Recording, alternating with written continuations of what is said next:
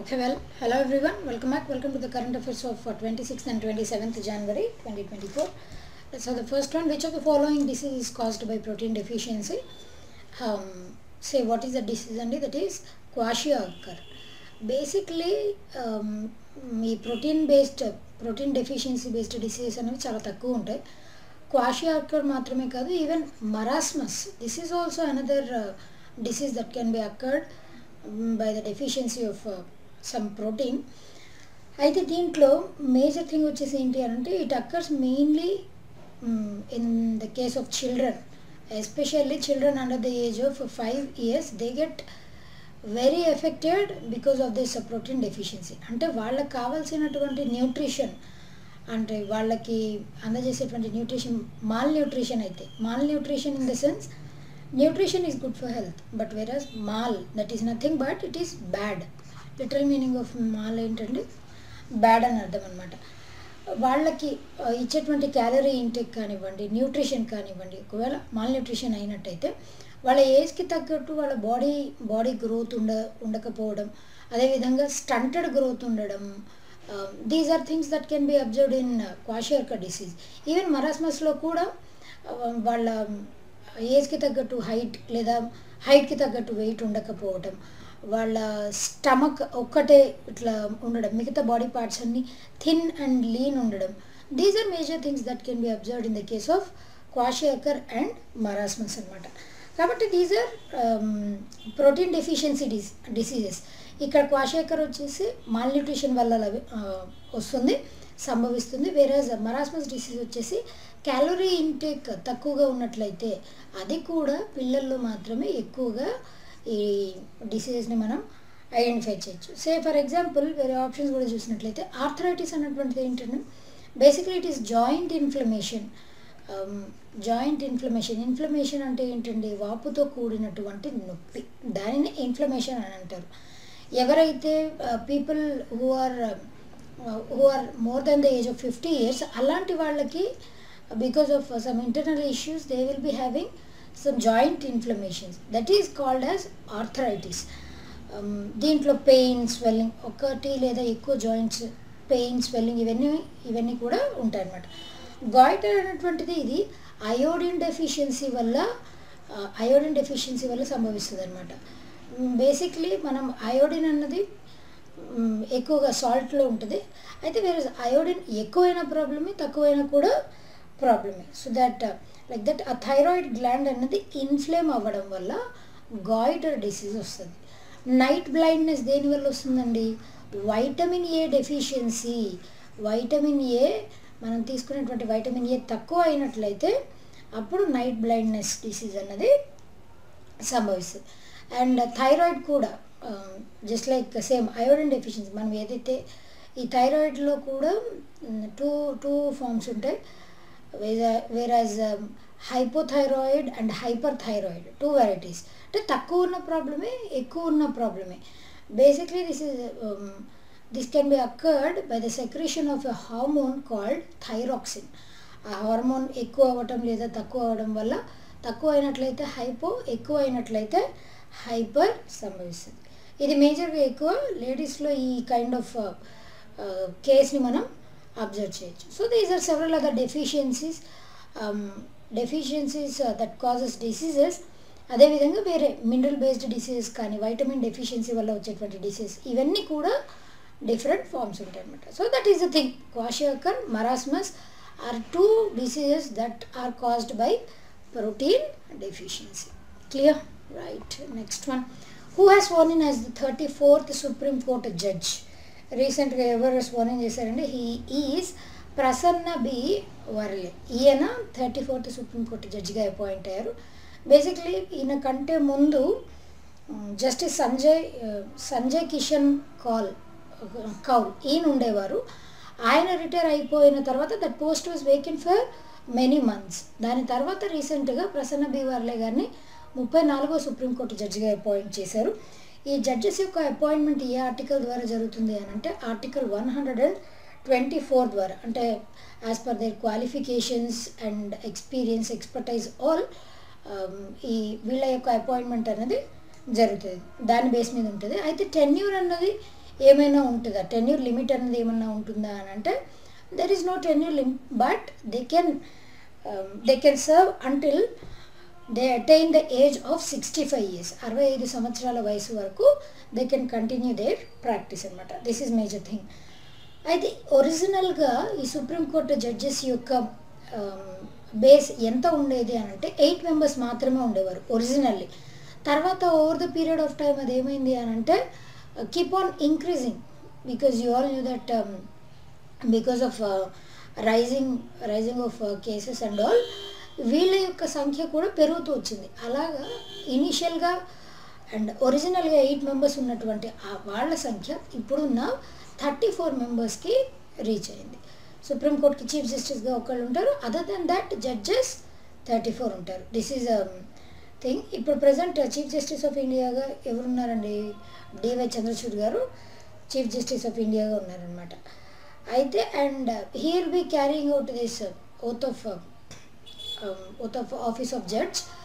And ఈయన గురించి చెప్పాలంటే ప్రసన్న బి వర్లే గారు ఇది వరకు కర్ణాటక హైకోర్టుకి చీఫ్ జస్టిస్గా పనిచేశారు. ఇట్లా కొన్ని బేసిక్ క్రైటీరియా ఉంటాయి జడ్జ్ అవ్వాలంటే, ఈవెన్ జస్టిస్ అవ్వాలి అని అంటే depending upon their criteria and qualifications and all they can be appointed as a judges of supreme court like that. ఒక చీఫ్ జస్టిస్ ప్లస్ 33 జడ్జెస్ ఉంటారు, ఓవరాల్గా 34 members. అంటే చీఫ్ జస్టిస్ ఆఫ్ ఇండియా కూడా once upon ఒకప్పుడు he served as a judge, later he got promoted as CJI. కాబట్టి total strength వచ్చేసి 34గా చెప్తాం, ఇంక్లూడింగ్ దాంట్లో చీఫ్ జస్టిస్ ఆఫ్ ఇండియా కూడా ఇంక్లూడ్ అయ్యి ఉంటారు. This is the case. And M Fathima Beevi was the first Indian woman to get appointed as a judge of Supreme Court. That was also important. Right. Next one, RBI has approved the LIC application to acquire up to what percentage of HDFC Bank's paid up share capital or voting rights. Enta percentage andi, that is 9.99%. LIC anadi you all knew that India's largest insurer company. దానికి RBI రీసెంట్గా reserve bank of India HDFC బ్యాంక్లో 9.99% share హోల్డింగ్ని కొనుగోలు చేయడానికి RBI ఆమోదాన్ని తెలిపిందనమాట. So that ఇప్పుడు ఇదివరకే already ఎల్ఐసికి కొన్ని స్టేక్స్ ఉన్నాయి హెచ్డిఎఫ్సిలో. నా అడిషనల్గా 4.8% హెచ్డిఎఫ్సిలో 4.8% స్టేక్స్ని కొనుగోలు చేయటం వలన దాని తర్వాత 9.99%కి రైజ్ అవ్వబోతుంది అనమాట బై January 24, 2025. అండ్ ఇది వరకు LIC has owned 5.19% of స్టేక్స్ in HDFC bank like that. December 2023 వరకు 5.19% ఆఫ్ స్టేక్స్ మాత్రమే ఎల్ఐసి కొనుగోలు చేస్తుంది. ఇప్పుడు ఇంకొంచెం ఆ నెంబర్ని 4.8%కి యాడ్ ఆన్ చేసి సో దట్ 9.99% స్టేక్స్ కొనుగోలు చేయొచ్చని ఆర్బీఐ కూడా ఆమోదించింది. హెచ్డిఎఫ్సి బ్యాంక్ అనేటువంటిది it is one of the leading private banks in India. దానికి సీఈఓగా ఎవరున్నారండి, ప్రస్తుతం Sashidhar Jagdishan is serving as the CEO of HDFC. ఎల్ఐసికి చైర్పర్సన్గా ఎవరున్నారండి, Siddharth Mohanty is serving as the chairperson of LIC, Life Insurance Corporation. Right. Next one, which platform has received the certificate of authorization from RBI to operate as an online payment aggregator? What is it and it is Zomato. Basically మనం ఇది వరకు కూడా discuss చేసామండి, payment అగ్రిగేటర్కి అదేవిధంగా payment గేట్వేకి ఉన్నటువంటి major differences ఏంటి, we all have explain. Previous క్లాసెస్లో కూడా నేను చాలాసార్లు ఎక్స్ప్లెయిన్ చేశాను. ఇక్కడ పేమెంట్ అగ్రిగేటర్గా ఉండడం అంటే థర్డ్ పార్టీగా యాక్ట్ చేయడం. ఈ పేమెంట్ ప్రాసెస్ ఏదైతే పే చేసేవాళ్ళు అండ్ రిసీవర్ వీళ్ళిద్దరూ కాకుండా మధ్యలో థర్డ్ పార్టీగా ఏదైతే ఉంటుందో that is termed as payment aggregator అనమాట. ఇప్పుడు ఆర్బీఐ రీసెంట్గా ఈ జొమాటో ప్లాట్ఫామ్ని పేమెంట్ అగ్రిగేటర్గా అప్రూవ్ చేసిందనమాట. ఆ విధంగా ఈ అప్రూవల్ అనేది లభించింది. అర్లియర్ డిసెంబర్లో లైక్ లాస్ట్ ఇయర్ డిసెంబర్లో రేజర్ పే అదేవిధంగా Cashfree, Razorpay and Cashfree ఈ రెండిటికి కూడా పేమెంట్ అగ్రిగేటర్స్గా అప్రూవల్ లభించింది. ఆ విధంగా మర్చెంట్కి పేమెంట్ చేసేటప్పుడు థర్డ్ పార్టీ లాగా ఏదైతే యాక్ట్ చేస్తుందో దాన్ని పేమెంట్ అగ్రిగేటర్ అని చెప్పేసి అంటామన్నమాట. అంటే నథింగ్ బట్ కస్టమర్కి అండ్ రిసీవర్కి మధ్య ఒక బ్రిడ్జ్ లాగా ఈ పేమెంట్ అగ్రిగేటర్స్ యాక్ట్ చేస్తూ ఉంటారు. That is the main purpose of this payment aggregator and it has been approved to Zomato. Clear? Blinkit is another platform of Zomato. Clear? Right. Next one. Who among the following have been selected for Padma Vibhushan? ఎవరెవరికి పద్మ విభూషణ్ లభించిందండి రీసెంట్గా? వెంకయ్య నాయుడు గారికి, చిరంజీవి గారికి, పద్మ సుబ్రహ్మణ్యన్, వైజయంతి మాల Bali, వీళ్ళకి మాత్రమే కాదండి, ఇంకా everybody, వీళ్ళందరికీ everyone, all these personalities have been selected for Padma Vibhushan. Basically మనకి ఇండియాలో హైయెస్ట్ సివిలియన్ ఆనర్ వచ్చేసి it is Bharat Ratna. After Bharat Ratna second highest civilian honours వచ్చేసి దోస్ ఆర్ పద్మ అవార్డ్స్. ఈ పద్మ అవార్డ్స్ ఇనీషియల్గా పద్మ విభూషణ్ మాత్రమే ఉండేది. తర్వాత గ్రాడ్యువల్గా ఏమైంది అంటే దాంట్లో కూడా 3 కేటగిరీస్గా డివైడ్ చేశారు. Padma Vibhushan is the highest order or highest award that were given in Padma awards. దాని తర్వాత నెక్స్ట్ సెకండ్ హైయెస్ట్ ఆనర్ వచ్చేసి పద్మభూషణ్, థర్డ్ హైయెస్ట్ ఆనర్ వచ్చేసి పద్మశ్రీ. ఇది కూడా depending upon their work in different sectors or areas. అది కేవలం సోషల్ సర్వీస్ అని మాత్రమే కాదు, ఆర్ట్ అయినా, లిటరేచర్ అయినా, what ever the field it might be, some philanthropist అయినప్పటికీ కూడా వాళ్ళ యొక్క సర్వీస్ అంటే వాళ్ళ సర్వీస్ క్రైటీరియా కాంట్రిబ్యూషన్ ఎంతవరకు ఉంది, ఎగ్జంప్లరీ ఉందా లేదు అవుట్ స్టాండింగ్ ఉందా, దానిని బేస్ చేసుకొని పద్మశ్రీ, పద్మభూషణ్, పద్మవిభూషణ్ ఇట్లా కేటగరైజ్ చేసి అవార్డ్స్ని అందజేస్తుంటారు. ఫర్ ద ఫస్ట్ టైం దీనిని ఏ ఇయర్లో ఇవ్వడం స్టార్ట్ చేశారండి అంటే 1954 సంవత్సరంలో. ప్రతి సంవత్సరం కూడా రిపబ్లిక్ డే నాడు, దట్ ఈస్ ఆన్ January 26 వీటిని అనౌన్స్ చేస్తారు. And these are presented by whom అండి, ప్రెసిడెంట్ ఆఫ్ ఇండియా ఈ అవార్డ్స్ని ప్రజెంట్ చేస్తారు. బట్ ఈ అవార్డీస్ని సెలెక్ట్ చేయడానికి ఒక కమిటీని ఏర్పాటు చేస్తారు. ఆ కమిటీని అసలు ఫామ్ చేసేటువంటి పర్సన్ ప్రైమ్ మినిస్టర్ ఆ కమిటీని ఫామ్ చేస్తారు. ప్రతి సంవత్సరం కూడా ఈ టోటల్గా పద్మశ్రీ కానీ, పద్మభూషణ్ కానీ, పద్మవిభూషణ్ అవార్డ్స్ కానివ్వండి, ఎవ్రీ ఇయర్ 120 మెంబర్స్ కంటే ఎక్కువ మెంబర్స్కి అవార్డ్స్ని ఇవ్వడానికి వీల్లేదు. వీళ్ళల్లో మళ్ళీ పోస్టుమస్లీ కొంతమందికి ఇస్తారు, అంటే చనిపోయిన తర్వాత కూడా కొంతమందికి పద్మ అవార్డ్స్ని అందజేస్తారు. ఈవెన్ భారతరత్న కేసులో కూడా సేమ్ జరుగుతుంది. పోస్టుమస్లీ ఇచ్చినటువంటి వాళ్ళు కన్సిడరేషన్లోకి రారు.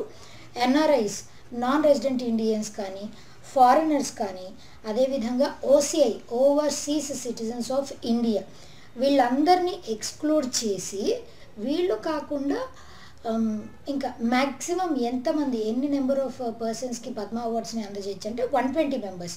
ఆ 120లో వీళ్ళు ఇంక్లూడ్ అవ్వరు. అదర్ దాన్ దీస్ పర్సనాలిటీస్ 120 మెంబర్స్కి మాత్రమే ఇవ్వడానికి వీలు ఉంటుంది. More than 120 it should not be given. That is also important. ఆ విధంగా ఇప్పుడు పోస్టుమస్లీ కూడా మీరు గమనించినట్లయితే ఎం ఫాతిమా బీవి గారికి, మొట్టమొదటి సుప్రీంకోర్టుకి ఫీమేల్ జడ్జిగా పనిచేసినటువంటి ఫాతిమా బీవి గారికి, అదేవిధంగా బిందేశ్వర్ పాఠక్, సులభ్ ఇంటర్నేషనల్ ఫౌండర్ అయినటువంటి బిందేశ్వర్ పాఠక్, ఆయనకి కూడా పోస్టుమస్లీ ఈ అవార్డ్స్ని అందజేస్తున్నారు. టోటల్గా ఎన్ని పద్మ విభూషణ్స్ అందజేశారండి? 5 Padma Vibhushan awards, 17 Padma Bhushans and 110 Padma Shri awards. మీకు ఇక్కడ డౌట్ రావచ్చు, 17 ప్లస్ 110 127 ప్లస్ 5 132, 120కి మించకూడదు అన్నారు కదండి. అంటే దీంట్లో మళ్ళీ పోస్టుమస్లీ, ఓసిఐ, ఎన్ఆర్ఐస్, ఫారినర్స్ వీళ్ళందరూ కూడా దీంట్లోనే కలిపి ఉన్నారు కాబట్టి దట్ నెంబర్ ఈజ్ వ్యాలిడ్.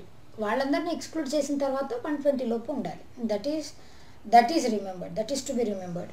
దీంట్లో టోటల్గా ఎంతమంది మహిళలకి ఈ పద్మ అవార్డ్స్ లభించాయండి అని అంటే, టోటల్గా మహిళలు వచ్చేసి 30 మెంబర్స్ ఉన్నారు, 30 విమెన్. అండ్ ఎన్ఆర్ఐస్ కానివ్వండి, పర్సన్స్ ఆఫ్ ఇండియన్ ఆరిజిన్ అవ్వచ్చు, ఓసీఐస్ ఓవర్సీస్ సిటిజన్స్ ఆఫ్ ఇండియా అవ్వచ్చు, ఫారినర్స్, వీళ్ళందరూ ఎంతమంది ఉన్నారు అని అంటే 9 మెంబర్స్ ఉన్నారనమాట. పద్మవిభూషణ్ ఐదుగురికి మాత్రమే పద్మవిభూషణ్ లభించింది కాబట్టి all these personalities are important. వాళ్ళల్లో ఈవెన్ పోస్టుమస్లీ ఇచ్చినటువంటి వాళ్ళల్లో లేట్ యాక్టర్ విజయకాంత్ గారు, ఫాతిమా బీవి గారు, first women judge to be appointed to the supreme court. అదేవిధంగా Satyabrata Mukherjee, former president of BJP in West Bengal. And Thogdan Rinpoche, spiritual leader of Drikung Kagyu tradition in Ladakh. వీళ్ళందరికీ కూడా పద్మభూషణ్ పోస్టుమస్లీ వీళ్ళందరికీ అందజేశారు. కాబట్టి all these personalities are important. ఎవరెవరికి పద్మవిభూషణ్ 5గురికి మాత్రమే లభించింది కాబట్టి వీళ్ళ పేర్లు కూడా గుర్తుపెట్టుకోవాలి. వెంకయ్య నాయుడు గారు ఇదివరకు మన భారతదేశానికి వైస్ ప్రెసిడెంట్గా పనిచేసినటువంటి వెంకయ్య నాయుడు గారికి. అండ్ యాక్టర్స్ వచ్చేసి చిరంజీవి గారు, వైజయంతిమాల బలి, అండ్ భరతనాట్యం డాన్సర్ అయినటువంటి పద్మా సుబ్రహ్మణ్యన్. వీళ్ళందరికీ కూడా highest honours, Padma Vibhushan countries highest honours అనేటువంటివి వీళ్ళకి అందజేస్తున్నారనమాట. ఇంకొకళ్ళు వచ్చేసి పద్మవిభూషణ్ ఇంకొకళ్ళు ఎవరున్నారండి అని అంటే, this person Sulabh international founder అయినటువంటి బిందేశ్వర్ పాఠక్. పద్మవిభూషణ్లో ఒకే ఒక పర్సన్కి పోస్టుమస్లీ అందించారు అవార్డుని. He is none other than Bindeshwar Pathak. He is the founder of Sulabh international. ఈయనొక్కడు మాత్రమే పద్మవిభూషణ్ అవార్డీస్లో పోస్టుమస్లీ అవార్డు ఇచ్చినటువంటి పోస్టుమస్లీ పద్మవిభూషణ్ని ఆయన ఒక్కరికి మాత్రమే పోస్టుమస్లీ ప్రొవైడ్ చేశారు. So this is the flash back about Padma awards and Padma Shri, Padma Bhushan, Padma Vibhushan. Even Bharat Ratna award గురించి కూడా మనం ప్రీవియస్ క్లాస్లో డిస్కస్ చేసాం. Those are also given on the same lines. కాకపోతే it is termed as the highest civilian honour from India. కేవలం మన ఇండియన్స్కి మాత్రమే కాదండి, ఈవెన్ ఫారినర్స్కి కూడా గ్రాంట్ చేసేటువంటి అవకాశం ఉంటుంది. That was also discussed in the previous class. Right. Padma Vibhushan personalities: Vyjayanthi Bala art నుంచి, కొణిదెల చిరంజీవి గారు art, he's from Andhra Pradesh. Venkaiah Naidu గారు public affairs Andhra Pradesh. Shri Bindeshwar Pathak posthumous social work Bihar. Padma Subrahmanyam art from Tamil Nadu.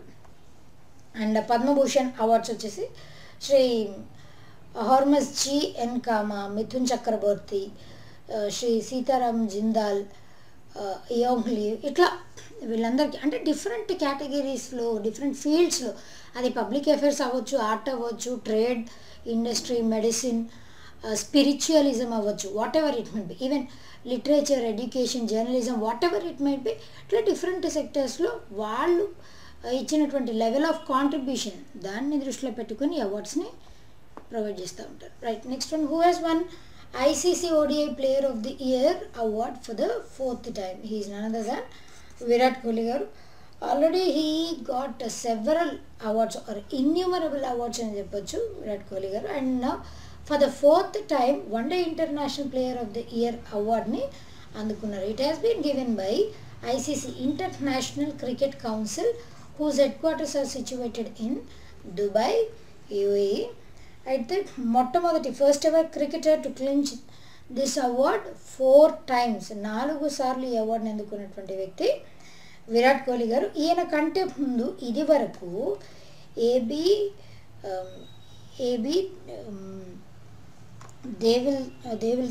Devil Thurs ఆయన 3 సార్లు గెలుచుకున్నారండి. ఆఫ్టర్ దట్ ఆ రికార్డ్ని కూడా ఓవర్కమ్ చేసి 4 times ఈ ODI player of the year అవార్డ్ని అందుకున్నటువంటి వ్యక్తి Virat Kohli. And he has got most number of runs by any batter. ఏ బ్యాట్స్మెన్తో కంపేర్ చేసినప్పటికీ కూడా he has got most number of runs అండి. అది కూడా దేంట్లో అని అంటే వన్ డే ఇంటర్నేషనల్ వరల్డ్ కప్లో. ఇది వరకు ఏ ఇయర్స్లో ఈయన గెలుచుకున్నారు ఈ అవార్డుని, player of the year award titles అని అంటే 2012, 2017, 2018, now it is 2024. That is for the fourth time also he has won. And he has also won the player of the tournament performance at ICC Men's Cricket World Cup 2023. 2023 గాను అవార్డుని కూడా అందుకున్నారు. కాబట్టి 12, 17, 18, 23 ఈ 4 సంవత్సరాలు ICC ODI player of the year టైటిల్ని కోహ్లీ గారు అందుకున్నారు. Right, next who has been appointed as chairperson of TSPSC. M Mahender Reddy గారిని రీసెంట్గా తెలంగాణ స్టేట్ పబ్లిక్ సర్వీస్ కమిషన్కి చైర్పర్సన్గా ఆయన్ని అపాయింట్ చేశారు. Basically is 1986 batch IPS officer. Earlier he has worked as DGP. అయితే to this post lot of scrutinization has done. అంటే ఈయన కంటే ముందు చాలామంది, అంటే ఈ పోస్ట్ కోసం అని చెప్పేసి చాలామంది అప్లికేషన్స్ వచ్చాయి. ఆ అప్లికెంట్స్లోంచి after lot of scrutinization Mahender Reddy he got appointed as a chairperson of TSPSC. And you all knew that before scenario, the Congress government form avvaka mundu, before జరిగినటువంటి scenario, we all knew that, especially in the case of a State Public Service Commission, twice group 1 examination has been cancelled and చాలా delays అవ్వడం, కొన్ని post phone అవ్వడం, కొన్ని results ఆగిపోవడం, all these ఈ అవకతవకలన్నీ కూడా జరుగుతూ వచ్చాయి. ఆఫ్టర్ దాట్ ఆ బోర్డు అనేటువంటి దాన్ని డిజాల్వ్ చేసి మళ్ళీ కొత్తగా వాళ్ళని ఎన్నుకోవాలి అని చెప్పేసి కొత్తగా అపాయింట్ చేయాలి.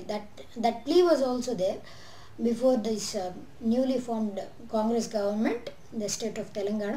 కాబట్టి యాజ్ పార్ట్ ఆఫ్ దాట్ చైర్పర్సన్గా ఎం మహేందర్ రెడ్డి గారిని అపాయింట్ చేశారు. అలా అపాయింట్ చేయాలి అంటే గవర్నర్ ఎవరైతే ఉంటారో ఆ పర్టికులర్ స్టేట్కి వాళ్ళు అప్రూవల్ ఇవ్వాలి. అండ్ తమిళసాయి సౌందరరాజన్ గారు she has approved this one to the M Mahender Reddy గారు appeal to get appointed as the chairperson. కేవలం ఈయన మాత్రమే కాదు, ఈయనతో పాటు ఇంకొక 5 మెంబర్స్ని 5 అదర్ మెంబర్స్ని కూడా ఈ టీఎస్పీఎస్సీలో అపాయింట్ చేశారనమాట. వాళ్ళల్లో ఫార్మర్ ఐఏఎస్ ఆఫీసర్ అయినటువంటి అనితా రాజేంద్ర గారిని అపాయింట్ చేశారు. అదేవిధంగా retired Indian postal service officer అయినటువంటి అమీరుల్లా ఖాన్ ఆయన్ని అపాయింట్ చేశారు.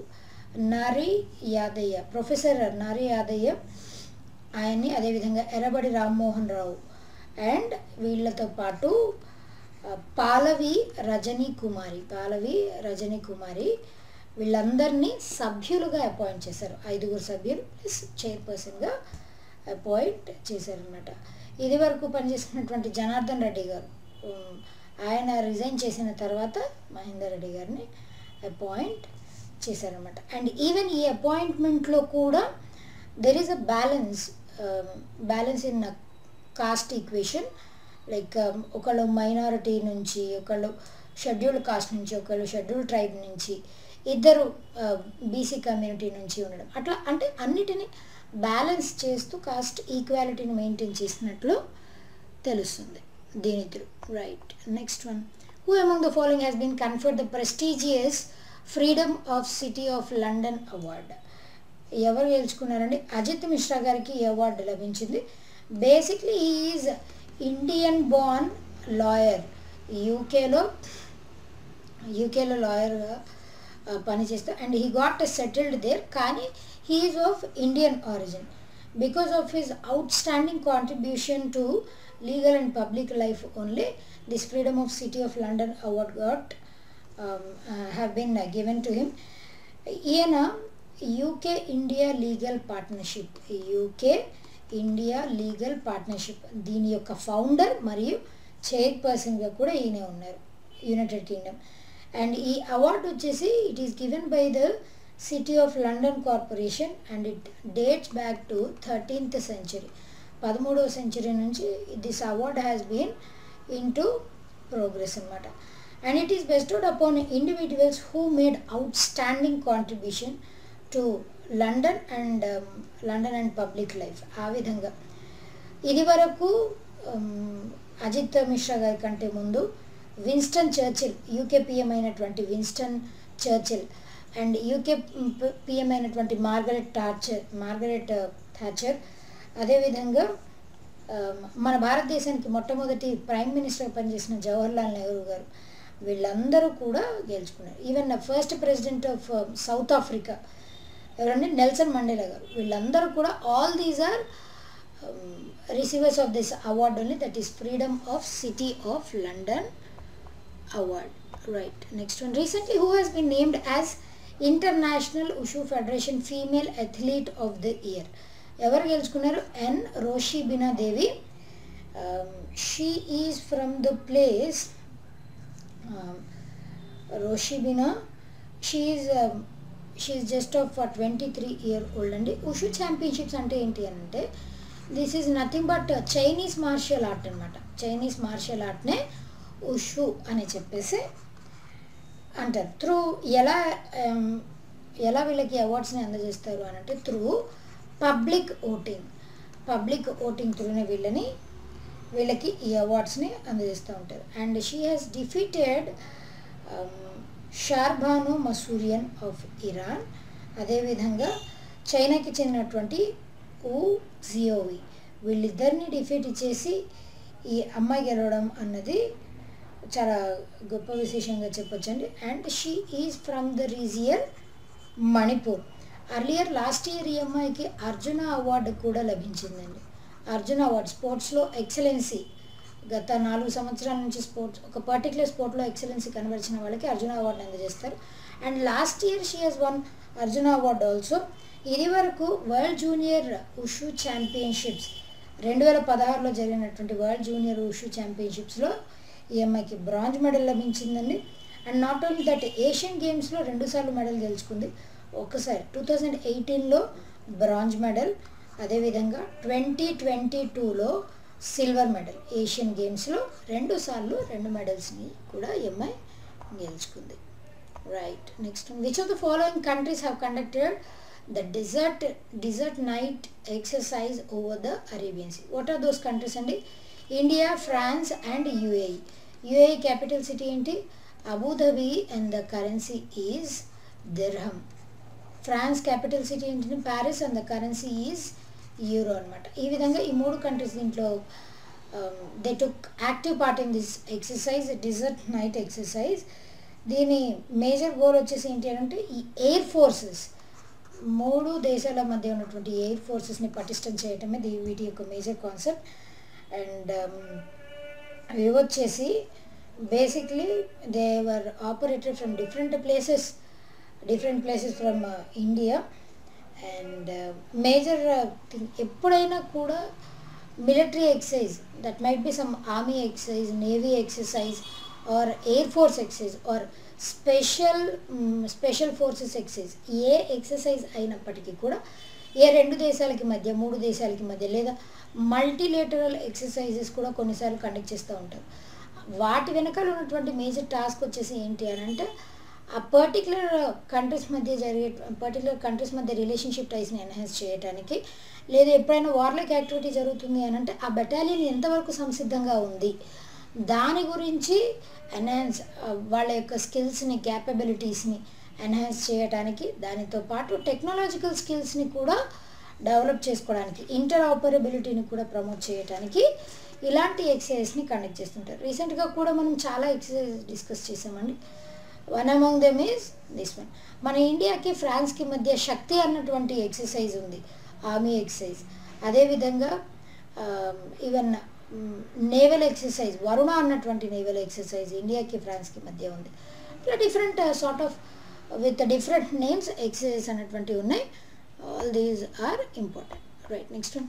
Indian army has opened India selfie point near the LOC in which state or UT? What is that state or UT అండి? Jammu and కాశ్మీర్లో ఈ ఇండియా సెల్ఫీ పాయింట్ని LOC దగ్గర Jammu and Kashmir Uri sector రీజియన్లో, Uri sector ఆ ప్రాంతంలో ఈ ఇండియా సెల్ఫీ పాయింట్ అనేటువంటి దాన్ని ఇంట్రడ్యూస్ చేశారు. And it has been gifted by very famous artist Ruble Nagi. ఈయన ఈయన వచ్చేసి బేసిక్లీ ఆర్టిస్ట్ మాత్రమే కాదు, social worker, author and women empowerment కోసం ఈయన చాలా సోషల్ యాక్టివిటీస్ని చేపట్టినటువంటి గొప్ప వ్యక్తి. ఎస్పెషల్లీ రూరల్ ఏరియాస్లో ఉన్నటువంటి పీపుల్ స్కిల్ డెవలప్మెంట్, వాళ్ళ స్కిల్స్ని ఎన్హాన్స్ చేయడానికి స్కిల్ డెవలప్మెంట్ స్కీమ్స్ని, ఇట్లాంటి వాటన్నిటిని ఇంట్రడ్యూస్ చేసినటువంటి వ్యక్తి రూబెల్ నాగి గారు. ఆయనే ఈ ఇండియా సెల్ఫీ పాయింట్ అనేటువంటి దీనిని గిఫ్ట్ చేశారు.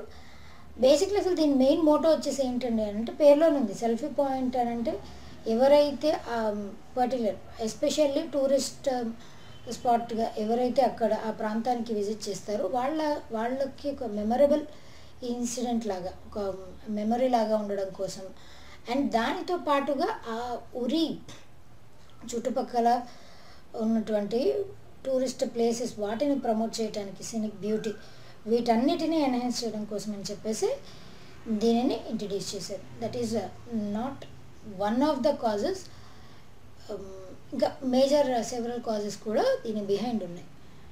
That is India selfie point. Right, next one. Which insurance has launched a swag pension plan with customizable annuity options? What is that insurance అంటే మ్యాక్స్ లైఫ్ ఇన్సూరెన్స్. స్వాగ్ full form వచ్చేసి ఏంటి అని అంటే smart wealth annuity,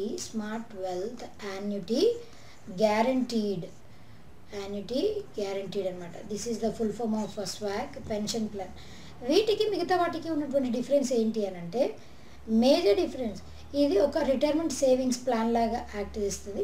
అంటే దీంట్లో కూడా ఇప్పుడు యాన్యువల్ బేసిస్న పెట్టుకోవాలా లేదు అని అంటే పార్షియల్ బేసిస్ పెట్టుకోవాలా, దాన్ని బేస్ చేసుకొని మన దగ్గర ఉన్నటువంటి ఫండ్స్ని బేస్ చేసుకొని we can claim this insurance.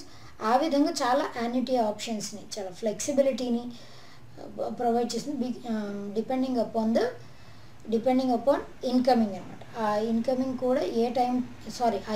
కూడా ఏ టైంకి వస్తుంది దాన్ని బేస్ చేసుకొని ఈ ఇన్సూరెన్స్ అనేది ఉందన్నమాట. One or the other way చెప్పాలి అని అంటే it is to tailor their policies especially to the customers అనమాట. ఉన్నటువంటి మెనీ నెంబర్ ఆఫ్ ఆప్షన్స్ నుంచి ఇదొక స్మార్ట్ వెల్త్ యాన్యుటీ గ్యారంటీడ్ లాగా స్వాగ్ పెన్షన్ ప్లాన్ని ఇంట్రడ్యూస్ చేశారు. ఎండి అండ్ సిఇఓగా ఎవరున్నారండి? Prashant Tripathi serving as MD and CEO of Max Life Insurance. Right, next one. Which platform has now India's first AI startup to reach the unicorn status? What is that అండి? It is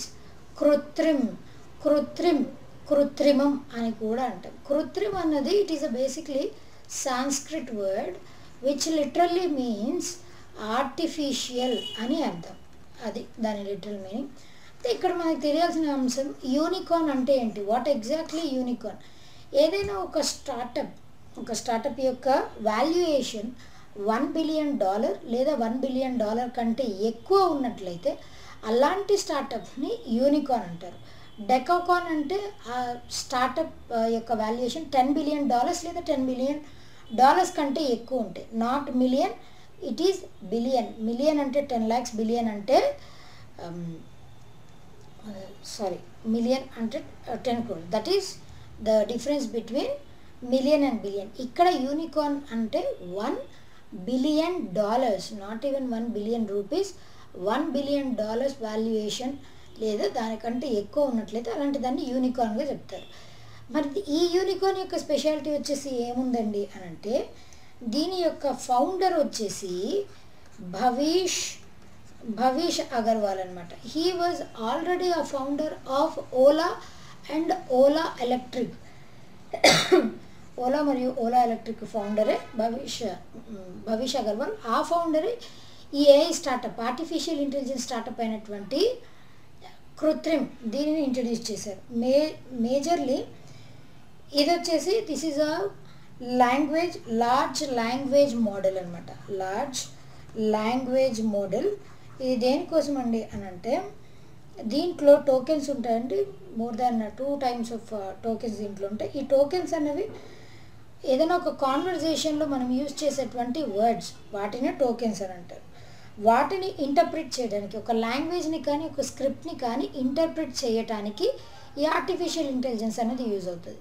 generally ఇప్పుడు artificial intelligence has found its place in every field of activity. అది irrespective of medical అవ్వచ్చు, scientific అవ్వచ్చు, technical అవ్వచ్చు,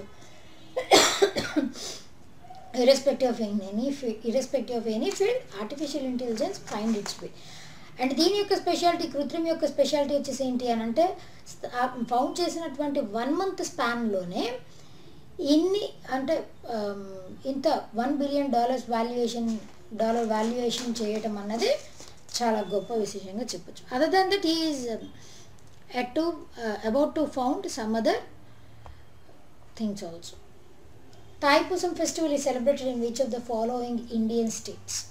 What is that state? And it is Tamil Nadu. Capital city వచ్చేసి ఏంటండి Chennai. And chief minister వచ్చేసి ఎవరు ఉన్నారు?